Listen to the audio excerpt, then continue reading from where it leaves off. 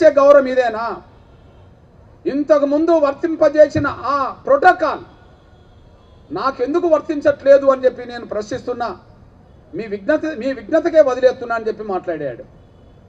దీన్ని బట్టి chief justice దళితుడు కాబట్టి నువ్వు చీఫ్ జస్టిస్ అయినా, నువ్వు చీఫ్ జస్టిస్ అవుతుంది, మేము వచ్చి మీకు స్వాగతం పలకాలని చెప్పి ఉన్నత పోలీసు అధికారులు, పోలీసు వ్యవస్థ అంతా, చీఫ్ సెక్రటరీతో పాటు ఉన్నత అధికారులందరూ ప్రోటోకాల్ ఉల్లంఘించి ఆయనను అవమానించారు. అంటే మాకు అవమానాలు తప్పవు అనడానికి సాక్ష్యం నాటి నుంచి నేటి వరకు కొనసాగుతూనే ఉన్నది. అదే సమయంలో ఈయన కమిట్మెంట్ చాలా గొప్పది, ఈయన వ్యక్తిత్వం ఏంటిది, ఈయన కుటుంబ నేపథ్యం ఏంటిది, దీన్ని మనం అర్థం చేసుకోవాల్సిన అవసరం ఉన్నది.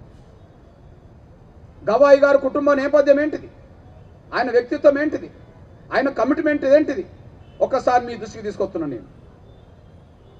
గవాయి గారి తండ్రి, ఆయన పేరు కూడా గవాయే. గవాయి గారి తండ్రి, ఆయన పేరు కూడా గవాయే. డాక్టర్ బాబాసాహెబ్ అంబేద్కర్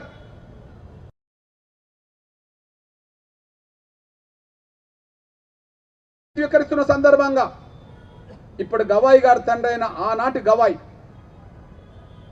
ఆయన కూడా బౌద్ధ మతం స్వీకరించాడు. అప్పుడు ఆయన వయసు 25 సంవత్సరాలు.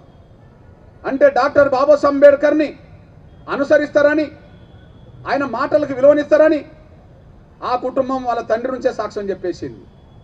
అంతేకాదు, డాక్టర్ బాబాసాహెబ్ అంబేద్కర్ ఒక రాజకీయ పార్టీ ఆయన చనిపోవడానికంటే ముందు పెట్టాడు, అదే ఆర్పిఐకి కొంతకాలం గవాయి గారు కూడా నాయకత్వం వహించాడు.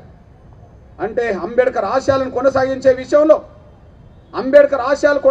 విషయంలో వాళ్ళ తండ్రి ఎంత ముందుకెళ్ళిండో ఆయన పెట్టిన పార్టీకి నాయకత్వం వహించడమే సాక్ష్యంగా నిలబడ్డది. అట్లాంటి కమిట్మెంట్ కుటుంబం నుంచి పుట్టిన గవాయి గారు చాలా పేదరికం, బాధలు, అవమానాలు పడుతూ కష్టపడి చదివి ఒక ఈ దేశ ఉన్నత స్థాయికి ఎదిగి దేశ సుప్రీంకోర్టు ప్రధాన కార్యదర్శిగా వచ్చేశాడు. ఇక్కడ మీ దృష్టికి ఒక విషయం తీసుకొస్తున్నా, ఈయన ఎంత కమిట్మెంటో చెప్తున్నా నేను. ఎస్సీల పట్ల బలహీన వర్గాల పట్ల ఆయన కమిట్మెంట్ ఏందో సాక్ష్యం చెప్పేసింది.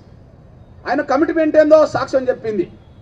50 మంది చీఫ్ జస్టిస్లు చేయని పని, మొదటిసారి దళితుడైన సాహసం చేయలేని పని. ఎవరు మొదటిసారి దళితుడు చీఫ్ జస్టిస్గా అయింది? బాలకృష్ణన్ గారు.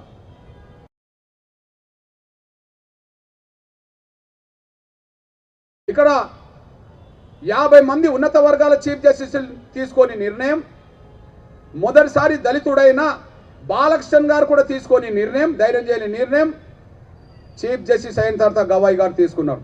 అదేంటంటే సుప్రీంకోర్టులో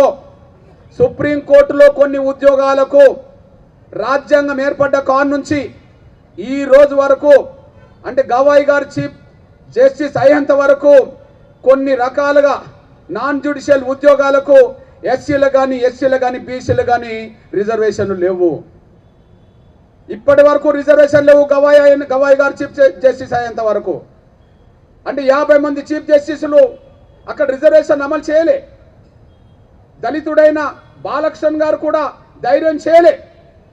కానీ తండ్రి నుంచి వచ్చిన వారసత్వం కదా అంబేద్కర్ దృక్పథం, ఆయన కమిట్మెంట్ కదా ఈయనకున్నది. అట్లాంటి పరిస్థితిలో ఆయన రావడంతోనే చీఫ్ జస్టిస్ అయిన వెంటనే మొదటి నిర్ణయమే సుప్రీంకోర్టు పరిధిలో నాన్ జ్యుడిషియల్లో ఎస్సీలకు బీసీలకు రిజర్వేషన్ అమలు చేశారు. ఎస్సీలకు బీసీలకు రిజర్వేషన్ అమలు చేశారు. ఇది ఆయన కమిట్మెంట్కు